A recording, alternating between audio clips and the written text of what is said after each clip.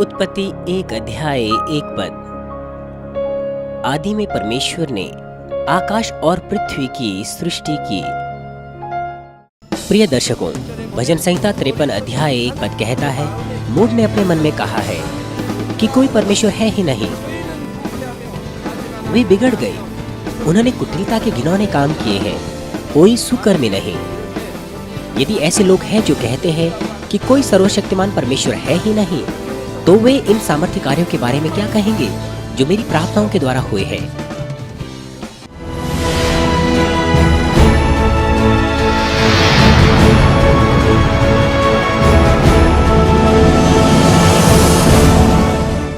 प्रिय दर्शकों, ये सत्य है कि परमेश्वर ने स्वर्ग और धरती की रचना की। चिन्हों और चमत्कार और सामर्थ्य कार्य वो वास्तविकता में हुए हैं। ये चीजें केवल सृष्टिकर्ता परमेश्वर के द्वारा ही की जा सकती है। वे बाइबल का इनकार करने की कोशिश करते हैं, क्योंकि यह ना तो उनके समझ में आती है, ना ही वे विश्वास करते हैं अपने सीमित विचारों और ज्ञानों के द्वारा। लेकिन बाइबल में जो चिन्ह और चमत्कार है वे सब सत्य है।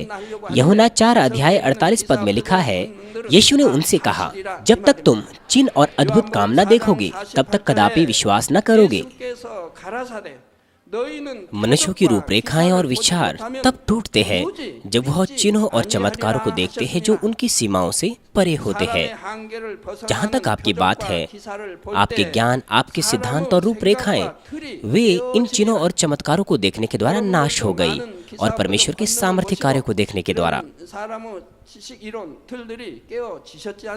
जब वे कुछ ऐसा अनुभव करते हैं परमेश्वर के कार्य के द्वारा जिसे वो बिल्कुल असंभव समझते थे, केवल तभी वो ग्रहण कर सकते हैं कि केवल परमेश्वर का वचन ही सत्य है, हालांकि यह उनके विचारों के साथ सहमत भी ना हो। इसीलिए बाइबल में परमेश्वर ने हमें दिखाया है कि वह जीवित परमेश्वर है, असंख्य चिन्हों, चमत्कारों और अपने सामर्थ्य कार्यों के द्वारा। फिरौन और मिस्र में उसके अधिकारियों के लिए मूसा ने जीवित परमेश्वर का परिचय 10 विपत्तियों के द्वारा दिया। एलिय्याह स्वर्ग से आग उतार लाया और 3.5 साल के सूखे के बाद वर्षा कराई, और यीशु ने प्रमाणित किया चिन्ह और चमत्कारों के द्वारा कि वो परमेश्वर का पुत्र है। प्रेरित पौलुस, उसने बीमारियों को, निर्बलताओं को चंगा किया, दुष्ट आत्माओं को निकाला और मृतकों को यीशु मसीह के नाम से जीवित किया। जब लोगों ने इन बातों को देखा जो केवल सृष्टिकर्ता परमेश्वर ही कर सकता था, तो यहाँ तक कि अविश्वासी ने भी सृष्टिकर्ता परमेश्वर को स्वीकार किया।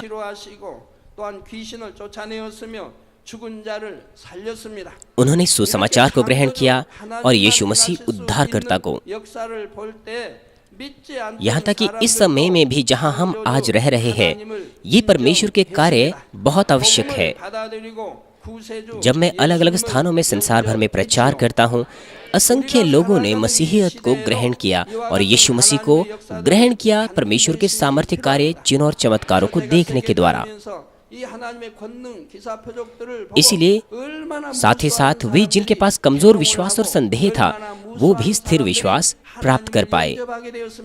परमेश्वर की सामर्थ्य जो चिन्हों और चमत्कारों को प्रकट करती है, वो सबसे ठोस प्रमाण है अविश्वासियों को जीवित परमेश्वर सृष्टिकर्ता पर विश्वास दिलाना। असंख्य चिन्हों और चमत्कार वो इस कलीसिया की शुरुआत से ही होते आ रहे हैं, और जैसे जैसे समय गुजरता है और भी सामर्थ्य कार्य होते जा रहे हैं। उदाहरण के लिए असाध्य बीमारियां जैसे कि कैंसर और एड्स और निर्बलताएं और शारीरिक अपंगताएं, वो सारी की सारी परमेश्वर की सामर्थ्य के द्वारा चंगी की जा रही है। ये चंगाई के कार्य चिकित्सक तौर पर प्रमाणित किए गए हैं चिकित्सकों के द्वारा बहुत से देशों में, जैसे कि फिलीपींस, हॉन्डुरस, भारत, रशिया, जर्मनी और पेरू।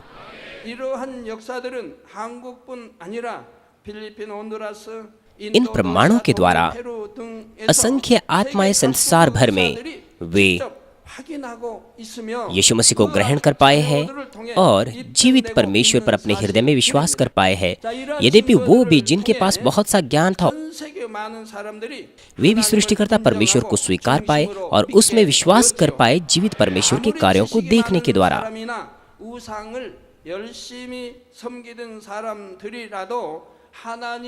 ऐसे मामले बहुत सारे हैं, लेकिन आइए मैं आपको कुछ ही उनमें से परिचित कराता हूँ। सीनियर डीकनेस इंदु किम, जो मानमिनजुंग अंग कलेसिया की है, वो लगभग पूरे शरीर में जल चुकी थी, उबलते हुए पानी के द्वारा जो उसके शरीर पर गिर चुका था। गंभीरता से वो जल चुकी थी। उनके शरीर के लगभग सभी अंगों में, कुछ अंगों को छोड़, जिसमें उनका चेहरा और उनके दूसरे अंग थे, जैसे कि आप स्क्रीन पर देख सकते हैं, उनकी जलन इतनी गंभीर थी कि यद्यपि हॉस्पिटल में भी जाती तो वो मर जाती। इस वक्त जो आप स्क्रीन पर देख रहे हैं, यह उस समय की तस्वीर नहीं है जब वह पहले जली थी। यहाँ तक कि उन्हें दिमागी आघात भी हुआ था, क्योंकि जलने के कारण वो गिर चुकी थी, इसलिए वह अपने होश में नहीं थी। जो कुछ आप अभी देख रहे हैं, ये उसके बाद है जब परमेश्वर एक बार उन्हें चंगा कर चुका था। सबसे पहले उन्हें बड़े बड़े छाले थे और उसके बाद बहुत ही मोटी मोटी परतें थी, जो किसी चीड़ के पेड़ की खाल के समान दिखाई देते थे। जब एक बार ये छाले गिर चुके थे, ये तस्वीरें उसके बाद की ली गई है। ये 20 साल पहले की बात है और उस वक्त हमारे पास एक वीडियो कैमरा भी नहीं था, और साथ ही साथ क्योंकि वह एक महिला थी, इसलिए हम केवल निचले हिस्से की ही तस्वीरें ले पाए।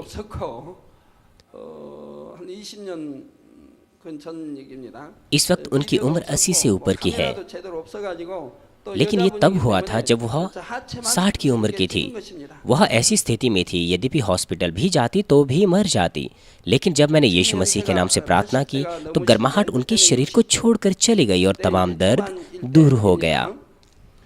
और फिर नसें, कोशिकाएं और ऊतक और वो त्वचा जो जल चुकी थी, वो फिर से बनने लग गई। मैं उसे ज्योत्स्वान स्थान पर ले गया जहां मैं प्रार्थना कर रहा था। ऐसी परिस्थिति में वो मर जाती, यद्यपि वो हॉस्पिटल भी जाती। इसलिए मैं उन्हें अपने प्रार्थना घर में ले गया और मैंने उनके लिए सप्ताह में 4 दिन प्रार्थना की, सोमवार, मंगलवार, बुधवार और वीरवार, क्योंकि शुक्रवार को मुझे वापस चर्च आना होता था। और फिर मैंने देखा कि कैसे परमेश्वर उन्हें चंगा कर रहा था।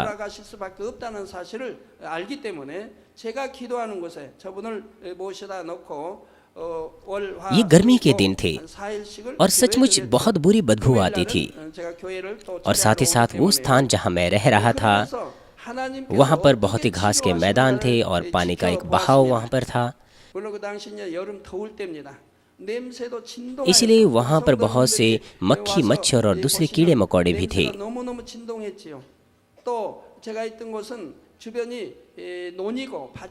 और उनका मांस वो पहले से ही जला हुआ था और वो मांस काम रहित था। उनकी त्वचा पूरी तरह से उबल चुकी थी और यहाँ तक कि उनकी कोशिकाएं, ऊतक, उनकी तंत्रिकाएं, नसें तमाम जल चुकी थी। उनका कोई काम नहीं था, लेकिन परमेश्वर के कार्य के द्वारा उसने उन तमाम अंगों को हटा दिया। तो फिर क्या उन्हें कोई दर्द हुआ? जब तक वह पूरी तरह से चंगी ना हो गई, उन्हें कोई भी दर्द नहीं हुआ। परमेश्वर ने उन काम रहित, प्रयोग रहित हिस्सों को अपनी विधि के द्वारा हटाया और फिर उन हिस्सों को नए मांस से भर दिया और उसने कोशिकाएं, ऊतक और नया मांस बनाया। मैं उनके सामने ये सब देख रहा था। परमेश्वर सर्वशक्तिमान है, क्योंकि वो कोशिकाएं जो जल चुकी थी, वो जो मर चुकी थी पहले से ही, उन्हें फिर से नहीं जलाया जा सकता था मनुष्यों की विधि से। लेकिन परमेश्वर सृष्टिकर्ता जिसने मनुष्यों की सृष्टि की है, उसने पूरी तरह से वो तमाम जले हुए अंगों को फिर से नया बना दिया। वो हॉस्पिटल में किसी दवा के लिए नहीं गई, वरन उनका मांस पूरी तरह से चंगा हो गया, जैसे कि एक बच्चे का मांस होता है। उनके पेट, दोनों हाथ और ज्यादातर हिस्सा जल चुका था। ज्यादातर मामलों में लोगों में भद्दे दाग रह जाते हैं, यहाँ तक कि वो हॉस्पिटल में उपचार भी लेते हैं, लेकिन मेरी प्रार्थना को ग्रहण करने के बाद उन्हें बिल्कुल भी कोई दाग नहीं रहे, हालांकि उनकी वो जलन इतनी गंभीर थी। और साथ ही साथ जब परमेश्वर चंगा कर रहा था, उन्हें कोई दर्द भी नहीं हुआ, और ये बिल्कुल मुफ्त था। और साथ ही साथ चंगाई भी बहुत तेजी से हुई। यदि वो हॉस्पिटल जाते, अगर वो जीवित भी रहते, तो उन्हें सालों लग जाते। और साथ ही साथ उन्हें एक जगह से दूसरे हिस्से में त्वचा को लगाना पड़ता। उन्हें सबसे पहले वो प्रयोग रहित मांस को, उन हिस्सों को हटाना पड़ता। ये कितना दर्दनाक होता, वो पागल हो जाते। और साथ ही साथ आपको दाग भी नहीं दिख रहे हैं, और साथ ही साथ दाग भी रह जाते। परिवार के लोग भी उनके साथ नहीं रहते, लेकिन अब वो एक खुशनुमा आनंद भरा जीवन जी रही है, परमेश्वर के राज्य की सेवा कर रही है। उनके अलावा मानवीन के ऐसे दूसरे और भी बहुत से सदस्य हैं जो गंभीरता से जल चुके थे, लेकिन विश्वास से प्रार्थना को ग्रहण करने के द्वारा चंगे हो गए। ज्यादातर मामलों में वो बहुत तेजी से चंगे हो गए बिना किसी दाग के, और साथ ही साथ कोई दवाएं भी उन्होंने इस्तेमाल नहीं की। जलन दूसरी बीमारियों से अलग होता है। आप एक दिन में या 2 दिन में जलन को ठीक नहीं कर सकते। दूसरी बीमारियों के मामले में आप बीमारियों को या रोगाणुओं को पवित्र आत्मा के द्वारा जला सकते हैं, और आप उसी वक्त ठीक हो जाते हैं। लेकिन जलन के मामले में ऐसा नहीं होता है। सबसे पहले आपको जली हुई त्वचा को हटाना होता है, और आप मनुष्य की विधि से उसे नहीं हटाते, वरन परमेश्वर की विधि से हटाते हैं। और उसके बाद आपको नए मांस से उस जगह को भरना होता है, और साथ ही साथ परमेश्वर को उसे समानता से भरना पड़ा ताकि कोई दाग न रहे, इसीलिए उसमें समय लगता है। मैंने देखा कि परमेश्वर ने प्रयोग रहित उस त्वचा को 3 बार हटाया। एक बार हटाया, फिर नए मांस को आने दिया, और उसके बाद उसने एक बार फिर से हटाया और फिर से नए मांस को आने दिया, और फिर उसने तीसरी बार किया ताकि कोई दाग वहां ना रह जाए।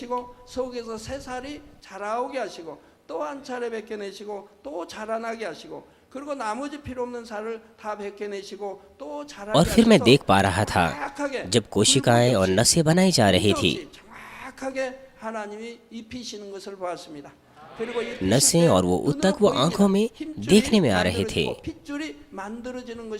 मैंने परमेश्वर की चंगाई की उस प्रक्रिया को देखा, बिल्कुल उनके सामने। मैं इसके बारे में कितना धन्यवादी महसूस करता हूँ।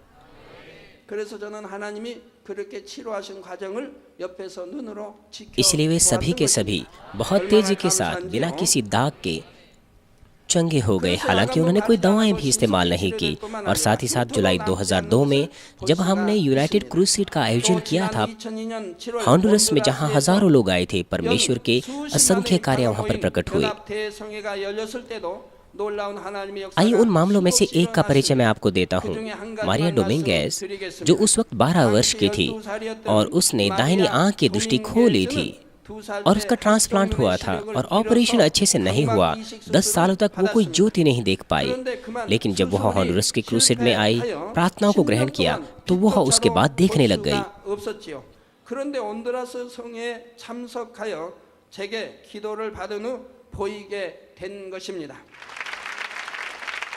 परमेश्वर की सामर्थ्य के द्वारा जो सृष्टि करता है, जिसने मनुष्यों की आंखें बनाई है, उसके लिए उसने उस मरी हुई नसों को जीवित कर दिया। और इन मामलों के साथ साथ परमेश्वर सृष्टिकर्ता के ऐसे बहुत से कार्य हैं जो हमारी कलीसिया में हो रहे हैं। आप स्वयं से इन कार्य को हमारी चर्च की वेबसाइट पर या फिर मानवीन टीवी या दूसरी संस्थाओं के होम पेज पर देख सकते हैं। जैसे कि हम इन प्रमाणों के द्वारा देख सकते हैं कि परमेश्वर निश्चित तौर पर जीवित है, और वो सृष्टि करता है जिसने स्वर्ग और पृथ्वी को रचा है और उसमें सब कुछ को। इसलिए हमारे पास उनके बहुत से हॉस्पिटल के रिकॉर्ड है जो मेरी प्रार्थनाओं के द्वारा चंगे हुए हैं पूरे संसार भर में। आइए इस संदेश का निष्कर्ष मैं आपको दूंगा। प्रिय दर्शकों, भजन संहिता 53 अध्याय 1 पद कहता है, मूढ़ ने अपने मन में कहा है कि कोई परमेश्वर है ही नहीं, वे बिगड़ गए। उन्होंने कुटिलता के घिनौने काम किए हैं, कोई सुकर्मी नहीं। अगर कुछ ऐसे लोग हैं जो ऐसा कहते हैं कि कोई सर्वशक्तिमान परमेश्वर है ही नहीं, तो वे इन सामर्थ्य कार्यों के बारे में क्या कहेंगे जो मेरी प्रार्थनाओं के द्वारा हुए हैं?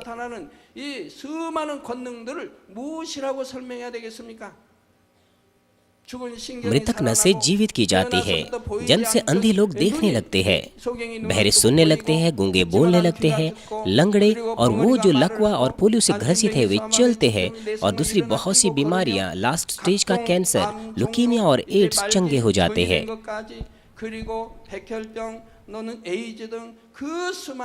कैसे वो इन बातों की व्याख्या करेंगे? कैसे वे इन कामों की व्याख्या करेंगे?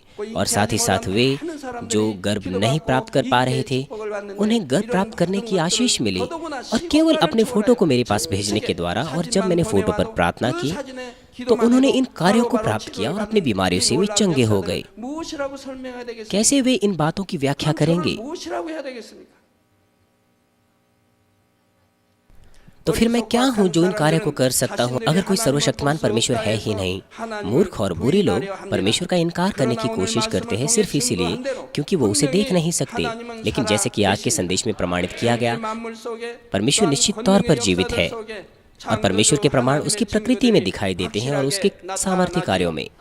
सबोपदेशक 12 अध्याय 13 पद में लिखा है, सब कुछ सुना गया, अंत की बात यह है कि परमेश्वर का भय मान और उसकी आज्ञाओं का पालन कर, क्योंकि मनुष्यों का संपूर्ण कर्तव्य यही है। मनुष्यों का संपूर्ण कर्तव्य परमेश्वर के सदृश होना है, क्योंकि हम उसके स्वरूप में बनाए गए हैं। और नीति वचन में परमेश्वर कहता है कि परमेश्वर का भय मानना तमाम प्रकार की बुराई से छुटकारा पाना है। यदि आप सचमुच परमेश्वर का भय मानते हैं तो फिर आप क्यों आशीषें प्राप्त नहीं करते? क्यों आप चंगाई प्राप्त नहीं करते? अपनी समस्याओं का समाधान क्यों प्राप्त नहीं करते? वो कहता है कि परमेश्वर का भय मान और उसकी आज्ञाओं को मान।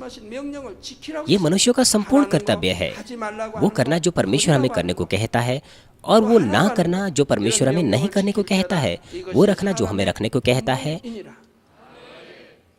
और जो वो फेंकने को कहता है उसे फेंकना है। मैं आशा करता हूँ कि आप परमेश्वर पर विश्वास करेंगे, उसका भय मानेंगे और उसकी आज्ञाओं को मानेंगे।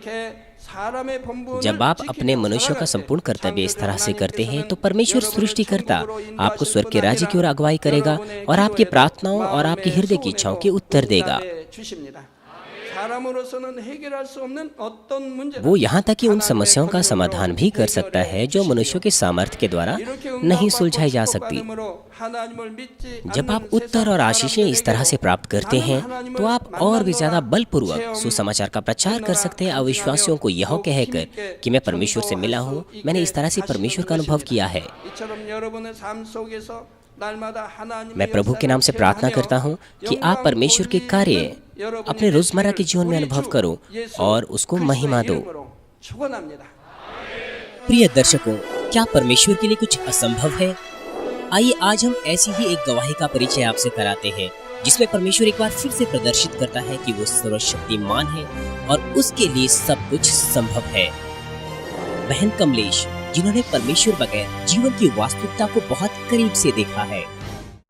मेरा नाम कमलेश है, मैं 48 इयर्स की हूँ और मैं 2014 से मानवीय चर्च से जुड़ी हूँ।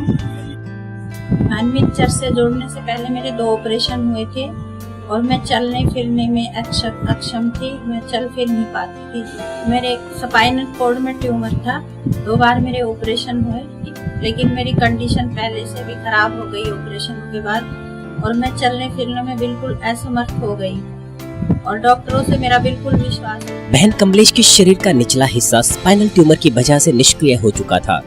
शरीर का निचला हिस्सा असंवेदन होने के कारण उन्हें केवल व्हीलचेयर के सहारे ही रहना पड़ता था।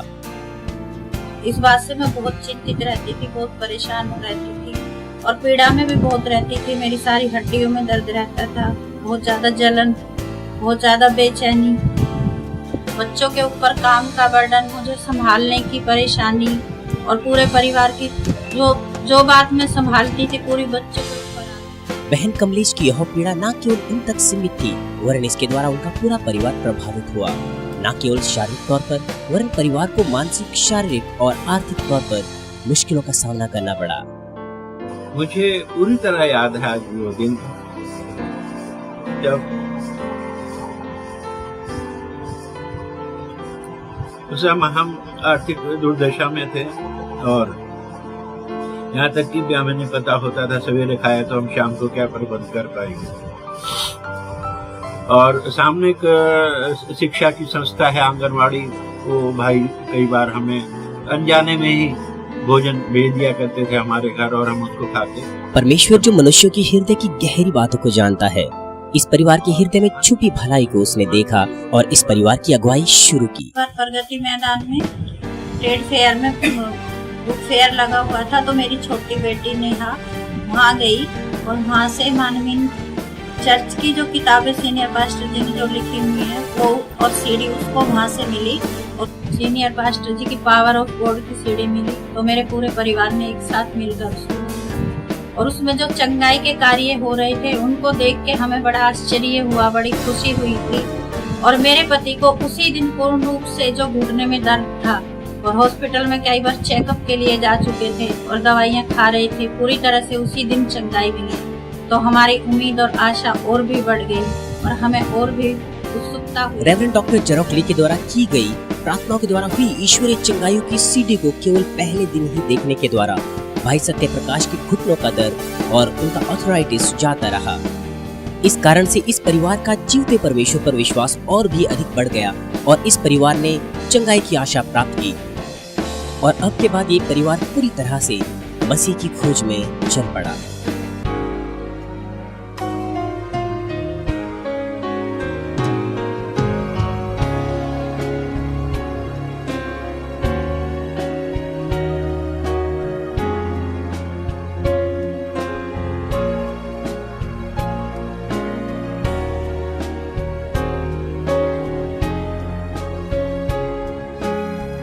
सीडी देखने के बाद हम मानवीय चर्च जाने लगे और बीमारी की वजह से मैं हर संडे तो नहीं जा पाती थी। 2015 में WCDN की नवंबर में मीटिंग हुई दिलशाद गार्डन में, वहाँ पे मैं उस मीटिंग में शामिल हुई और एल्डर ने मेरे लिए हैंकरचीफ से प्रार्थना की।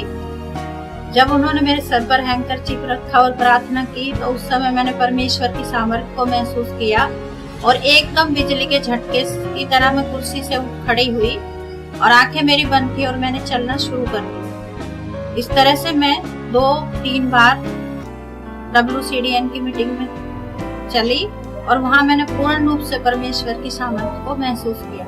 वो दिन मेरे लिए सबसे बड़ी खुशी का दिन था, जिसके लिए मैं कई बार परमेश्वर से प्रार्थना करती थी, परमेश्वर मैं एक बार उठूं, खड़ी होके चलूं, ताकि मेरे मन में पूरी तरह से विश्वास आए कि परमेश्वर मेरे साथ है।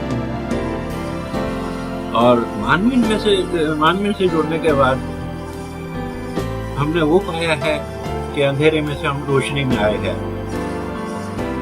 वो स्थिति जब हमारे पास चर्च आने के लिए किराया नहीं होता था और मानवीय की बस हमें लेके चर्च छोड़ के जाती थी, हम चर्च गए, मानवीय से जुड़े, हमने इन पास्टर जी के संदेशों को सुना, उन पर चले, तो एक दिन रात का परिवर्तन हमारे जीवन में आया है। मेरे तीनों बच्चे आज अर्निंग हैंड हैं, 2 बच्चे सर्विस में हैं, तीसरे एक बेटी ट्यूशन भी करती है, अपने गवर्नमेंट जॉब के लिए कोचिंग भी करती है, मेरी मिसेज भी ट्यूशंस करती है घर पे और मुझे ये बहुत अच्छा बिजनेस दिया, जबकि ये खाली पड़ी होती थी जगह और इसका यूज नहीं हो पाता था। मैं अपने पास्टर जी को रिक्वेस्ट किया, जॉन किम जी को इधर आए, पास्टर जी ने इधर प्रार्थना की और उसके बाद हम सारा आदर और धन्यवाद पिता परमेश्वर और हमारे प्रभु यीशु मसीह को देते हैं, जो अपने दास रेवरेंड डॉक्टर जेरोक ली के द्वारा समय और दूरी को पार करते हुए अद्भुत कार्यों को प्रदर्शित करता है। आमीन। हालेलुया। सर्वशक्तिमान प्रेमी पिता परमेश्वर, कृपया अपना हाथ तमाम भाइयों और बहनों पर रखें जो यहाँ पर इस प्रार्थना को ग्रहण कर रहे हैं। उनके हृदय में विश्वास को बोइए और उनके नकारात्मक विचार और शक को दूर कीजिए। तमाम क्लेश और आजमाइशें उन्हें छोड़ के चले जाएं। पवित्र आत्मा की आग के द्वारा सिर से लेकर पैर तक उनके तमाम बीमार और दर्द भरे अंगों को जला दीजिए। यीशु मसीह के नाम से मैं आज्ञा देता हूँ, शत्रुदुष्ट और शैतान, तमाम बीमारियां, रोगाणु, विषाणु और निर्बलताएं दूर हो। ज्योति उन पर चमके, उनके तमाम असाध्य और अंतकारी रोग पवित्र आत्मा की आग के द्वारा झुलसा दीजिए। तमाम प्रकार की महामारियां, मलेरिया सहित जला दीजिए। तमाम संक्रामक रोग, जुकाम, बुखार उनसे दूर हो। पिता, उन्हें तमाम प्रकार के रोगाणु और विषाणुओं से सुरक्षा दीजिए।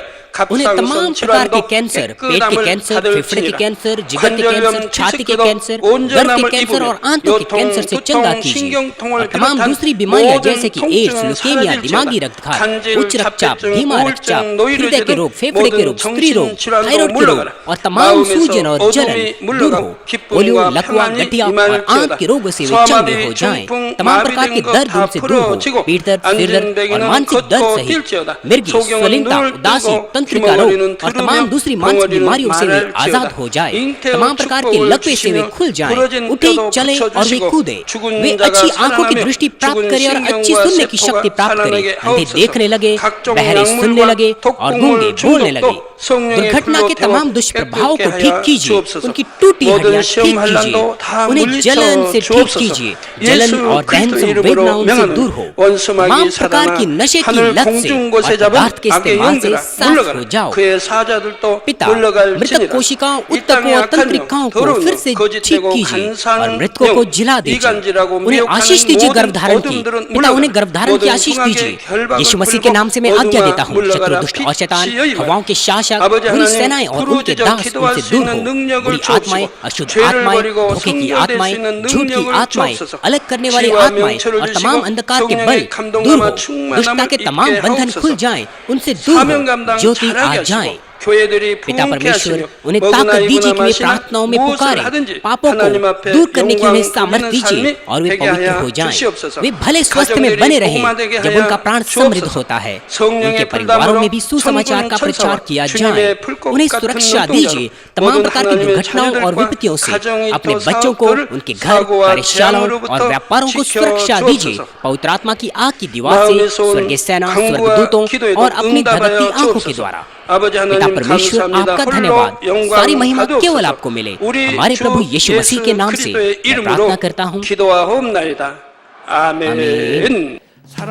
प्रिय श्रोताओ, समय के शुरू होने से पहले परमेश्वर किस तरह के स्वरूप में था और कैसे वो अस्तित्व में आया, यूहन्ना 1:1 में लिखा है, आदि में वचन था और वचन परमेश्वर के साथ था और वचन परमेश्वर था।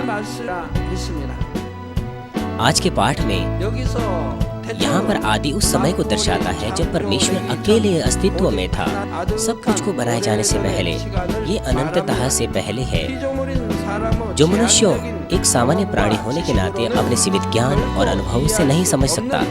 यह लिखा हुआ है कि वचन परमेश्वर है, परमेश्वर के बारे में जो आदि से पहले से अस्तित्व में था।